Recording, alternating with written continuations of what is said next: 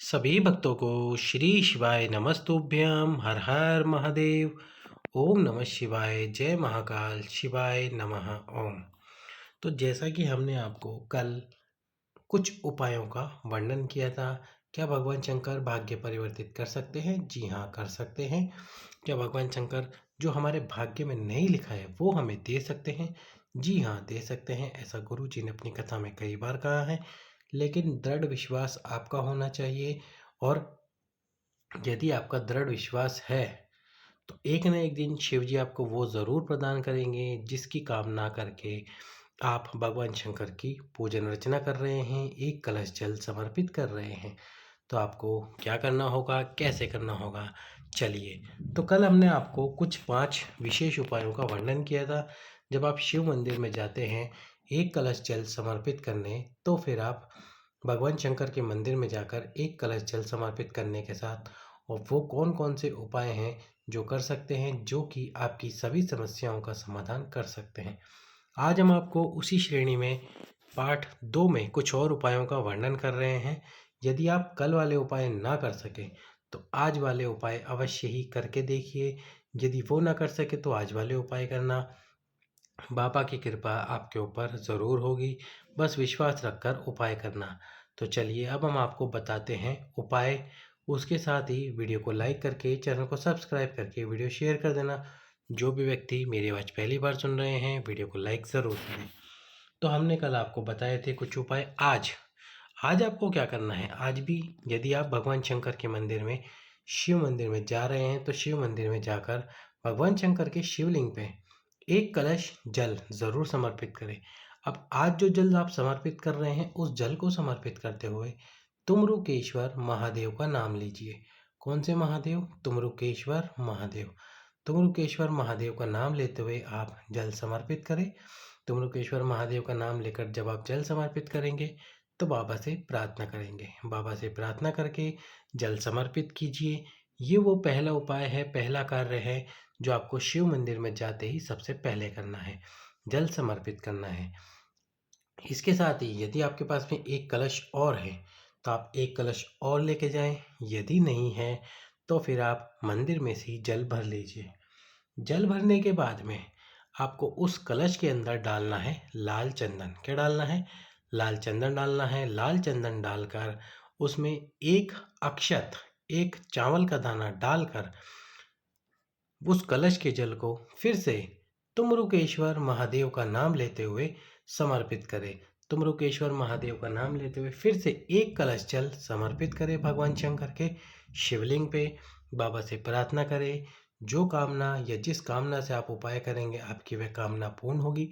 यदि धन से संबंधित समस्या जीवन में चल रही है तो तुमरुकेश्वर महादेव की जगह आपको नाम लेना है कुबेर भंडारी कुबेरेश्वर महादेव। कौन से महादेव? कुबेरेश्वर महादेव, कुबेर भंडारी महादेव। और यदि आपके जीवन में रोग है, आपके जीवन में समस्या है तो कुंदकेश्वर महादेव का नाम लें।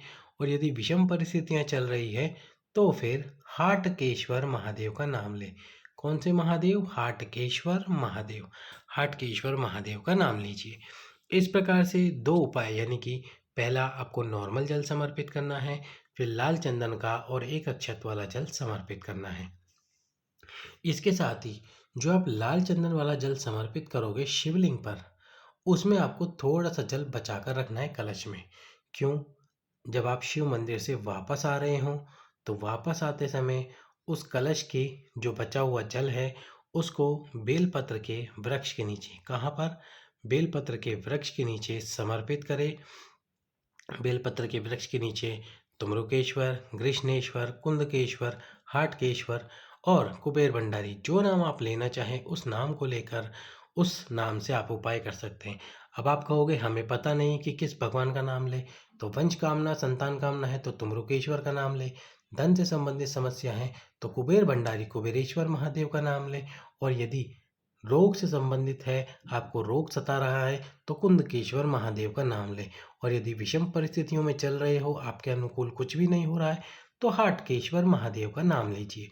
इस प्रकार से जल समर्पित कर दीजिए।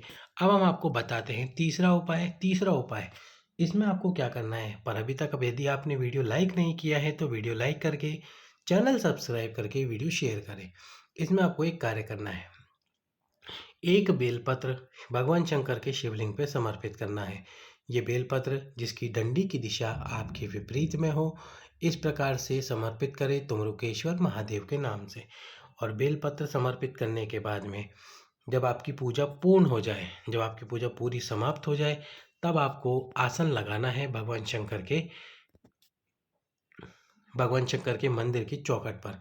यहाँ आसन लगाकर बैठिए और जो बेलपत्र शिवलिंग पे समर्पित करा था उस बेलपत्र को उठाकर लाइए और उस बेलपत्र को उठाकर लाकर क्या करना है आपको, यहीं तुमरुकेश्वर महादेव का नाम लेते हुए चबा चबा कर उस बेलपत्र को खा लेना है। क्या करना है, चबा चबा कर बेलपत्र खा लेना है। इसके बाद में आपको दो हो गए हैं अब 3 उपाय, एक कलश नॉर्मल जल, एक कलश लाल चंदन का जल और एक बेलपत्र। अब आपको चौथा उपाय करना है। ये बेलपत्र आप सभी उपाय करने के बाद में खाना, जब पूरी पूजा समाप्त हो जाए। अब आपको क्या करना है, जब आप जल समर्पित कर दें तो जल समर्पित करने के बाद 3 स्थान पर 3 अक्षत ज़रूर समर्पित करें शिवलिंग में। और ये 3 विशेष स्थान है। पहला स्थान जो अक्षत समर्पित करने का है वो है भगवान शंकर का शिवलिंग। शिवलिंग पर 3 अक्षत ज़रूर समर्पित करें भगवान शंकर के शिवलिंग पर। इसके बाद में आपको भगवान शंकर और माता अशोक सुंदरी के बीच में 64 योगिनियों का स्थान है। इस स्थान पर एक अक्षत ज़रूर समर्पित करें। दूसरा अक्षत यहाँ समर्पित करने के बाद तीसरा अक्षत माता अशोक सुंदरी के स्थान पर समर्पित करें। तीनों अक्षत समर्पित करते समय आपको आपकी कामना बोलनी है, आपकी मनोकामना बोलनी है। कामना मनोकामना बोलते हुए ये 3 अक्षत यहाँ प्रतिदिन समर्पित कीजिए। प्रतिदिन 2 कलश जल समर्पित कीजिए। प्रतिदिन 1 बेलपत्र समर्पित कीजिए। अब अंतिम उपाय, और वो है अंतिम उपाय जो कि आपको अक्षत समर्पित करने के बाद करना है।